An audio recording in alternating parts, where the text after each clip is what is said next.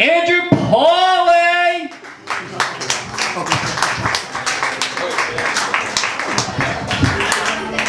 What's up, Chicago? Yeah, you guys having a good time out there tonight? Yeah. Awesome. I was with my friends the other day. And I realized the movie we were watching was based on the last book I've ever read. So he turned to that pretentious guy. It's like, yeah, no, I've read the book already. I've read the book. Yeah, the character structure's way off. The book's better than the movie, right? The book's better than the movie. I totally ruined the Lorax for them. I love that song, You've Lost This Love and Feeling. But that song really does lose its loving feeling if you sing it over the phone to your old high school wrestling coach. Ladies, seriously, what's with these emojis? Everywhere now, everywhere. I gotta decipher hieroglyphics to talk to you. It's like it's gotta be a freaking Egyptologist to get laid these days. See a lot of college kids, they say, let's get weird, bro. You guys heard this? They say, let's get weird, bro. They have t-shirts say, let's get weird, bro on them. But you see a guy wearing a let's get weird, bro t-shirt, I just on the street, I just go to a start taking, hey, is this weird enough for you? Huh? Take a party? How we Snapchat each other our poops, how about that? How about we take our shirts off and talk about 9/11? Let's get weird. Let's get real weird.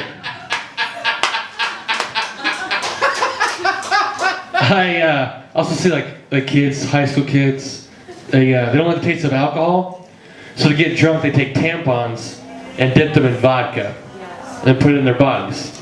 This is girls and guys, totally true. Guys do this. I don't know how that peer pressure goes. Got a guy like, come on, dude, go be a pussy with this tampon on your butt, man. Come on, dude, you're such a fag if you don't. Seriously, just stick it in there. I know guys will get really competitive when they drink. It's like, oh, you got a tampon out there? I got a whole feather duster. Oh, you got a feather duster? I got a whole mop pad. How about that? And you see like a circle of guys, one guy doing a handstand, the guy slashing a mop bucket, everyone's going, go, go, go. He's like, mop my butt up, bro, with vodka.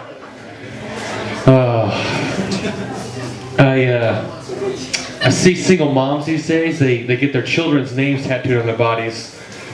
Like Destiny or whatnot, but if I see that, I'm less likely to fuck them because I want my kids. I'm on the wall of bastards too.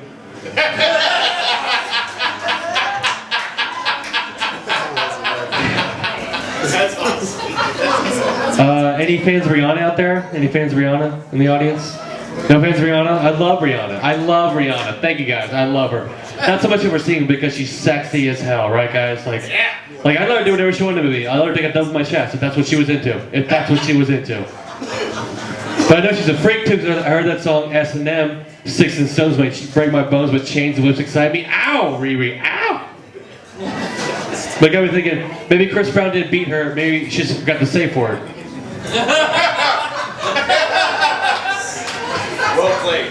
Oh, one thing I'm getting tired of out there, sexual. I'm tired of hand jobs. Like it's the worst part of full day, right? The worst part, guys. The worst, like just they're not right. Like I'm a veteran in college. So like I'm with these young girls. And I'm like, hey, let's just do a hand job. Like a hand job, what? Then they do it all rough. Like they're like pushing it down into me. I'm like, what are you doing? I don't reach over like you. Like I'm working on an old Ford, you know. But you go, you want a hand job? A hand job? What are you? It's like me challenging Pauli Dean to an art equality contest. She's gonna beat me with her tater tot butter cake every time. Oh, I believe in the power of medical marijuana. Woo! Yeah, so much so I have to get stoned before I donate blood. Once I'm sick, I get high too. Just pass the wealth on. Oh my god. But like I think they should research marijuana medically. Like they found a medical use for alcohol, like a glass of red wine a day reduces your chance of heart disease. But they research marijuana, they'll probably find a bowl of OG Kush a day reduces your chance of being a dick. Yeah. Yeah. I used to be like a really responsible like smoker when I first started. Like I would put my homework and my bills on top of my marijuana. Once they're taken care of, I get high, you know, watch documentaries, feed my brain with some luminosity games, and take ginkgo biloba to offset the side effects of memory loss. But now I just smoke 8 times a day and talk to my Sour Patch Kids because they're my only friends. They're my only friends. Like, Angie, you should probably get out sometime. Like, yeah, maybe when the sun's brighter. But I'm 2.5 years sober. Thank you guys. So I come from a long line of alcoholics, a long line of depressive issues, and like also bipolar disorder, and it's like really hereditary. So I'm afraid to have kids. So to combat that fear, just jerk off into fire. It's just me with the big, just like trying to chase it down. It's like, kill it like it's a spider. Or if I'm with a lady, they go a campfire at the edge of the bed, and then I shoot into the fire, and a flash of smoke comes up with a skull in it, and I know the demon seed is dead. But I mean, I don't drink anymore, but I used to be a really good drinker. Like, I was so good the judge ordered me an early retirement. He retired my number, my driver's license number. So what I'm really trying to say is don't drink and drive. But if you do, use a tailgate. If you guys know what a tailgate is, where you have your friends follow behind you, cover up the license plate so the cops can't tell.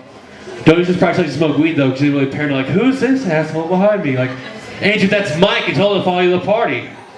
Yeah, my best friend Mike. How did I forget that? I don't know. But for the love of God, don't do peyote and drive. Because you might hit a deer, and you find that's your spirit animal. You'll never get anything you'll ever, never, ever. Thanks a lot, guys. My name's Andrew Pauli. Thanks a lot. I love you, Chicago!